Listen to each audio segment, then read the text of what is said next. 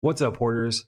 I've got an impromptu video for you today. It's going to be a little bit different from the videos I've been releasing lately, but I just wanted to get this out there and let everyone know that Pax Day is completely free to play this week only. So it's a buy to play game with an optional sub, but from yesterday until through the weekend, you're going to be able to play it for free. So I had actually played this game over a year ago, and there must have been a wipe between then and now because my original guy was gone when I logged in. I had to create a new character and start all over. But if you don't know what it is, it's a sandbox MMORPG that's very similar to the survival craft games like Ark and Valheim, where you start with literally nothing and you go out and you gather materials, you craft everything yourself, you craft gear, and then you as you get each gear like tier completed, you can go on into more difficult areas and get better materials and craft better gear. And that's the gameplay loop.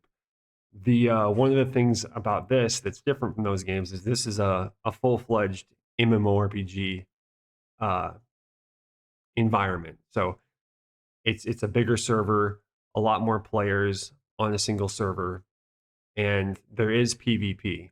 So be aware there's PvP. I don't want people, seeing this game going into it not knowing there's PvP. In the PvP areas, it is full loot. So you will drop everything aside from your gold if you die in PvP. But like those other games like Valheim and Ark, everything you see aside from like the very small starter pedestal you start on with the starter crafting stations, everything else you see here is player made. So like these structures here are player made. In the distance, that giant building is player made. And the sky is the limit for what you can do in this game in terms of your own creations. So I mean, if you've ever wanted to be an architect, if you liked playing with Legos as a kid, this game is probably straight up your alley. I Some of the things players create are just mind blowing. I mean, there's whole videos on YouTube just of Pax Day player creations, and it's pretty wild. It makes you think that there are either a lot of architects playing this game or a lot of people missed their calling and should have been architects. Anyway, when I played this over a year ago, one of the main complaints and gripes I had was the combat. It seems super basic. This is pretty much the only combat I do this time, fighting this boar.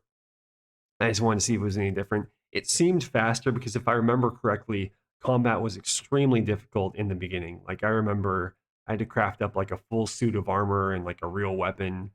Otherwise, just the random wild animals would eat you alive. So they may have toned some things down, made combat a little bit more user friendly at the beginning.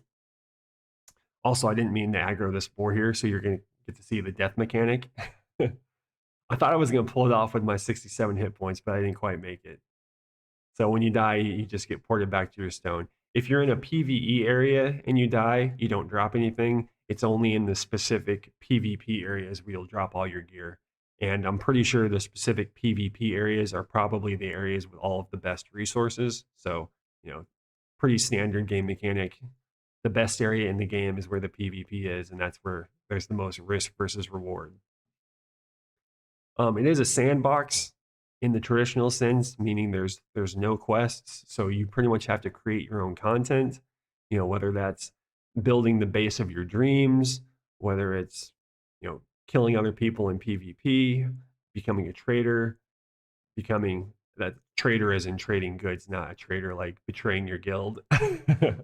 But this is definitely one of those games where teamwork makes the dream work. So if you have people to play with, you're probably going to have a lot better time. Not saying you can't do it solo, but it's going to take a lot longer because once you start getting up into the higher tiers of crafting, I believe the grind is real.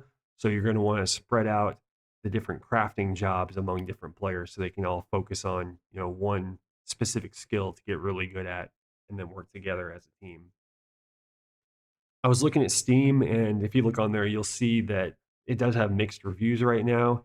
And I think a lot of the mixed reviews, from what I saw, the negative sentiment is that even though the subscription is optional, if you have a base, I don't think the subscription is quite as optional.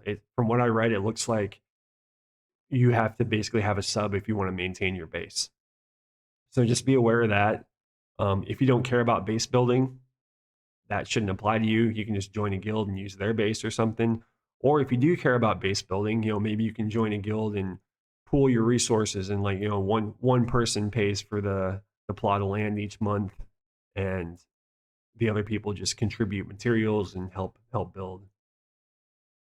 You can see here though, I'm going through the little crafting mini games or whatever. I got some sticks, I got some rocks, and I was just seeing what I can create.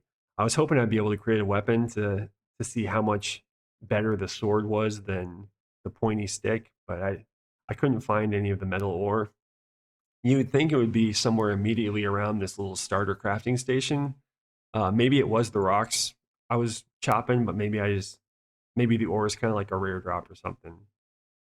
But like I said, this is an impromptu video, not something I had planned. I just saw the email. Also, when you go on Steam, for whatever reason on Steam, it says free weekend, but according to the actual Pax Day newsletter, it's an entire week free. So I'm pretty sure Steam is wrong, and you'll be able to play this the entire week for free.